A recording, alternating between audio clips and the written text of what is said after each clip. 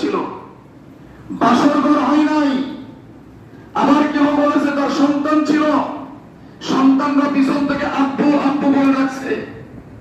আব্দুল্লাহ রওহা বলছে, মনে করছে আমি যদি সন্তানদের দিকে তাকাই, তারা যখন আব্বু আব্বু বলে আমার কোলে উঠতে যাবে, সন্তানদের দিকে তাকায় আমার মহব্বত বেড়ে যাবে, আমি হয়তো জিহাদের ময়দানে যেতে পারবো না। আল্লাহ রসুলের এই কি বলে ওয়াদাকে আমি পালন করতে পারবো না।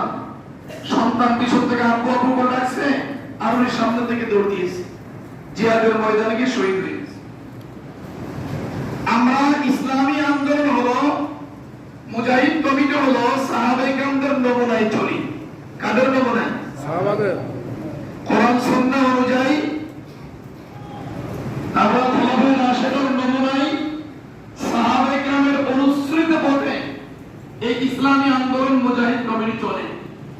কিয়ামতের ময়দানে জান্নাতে যেতে গেলে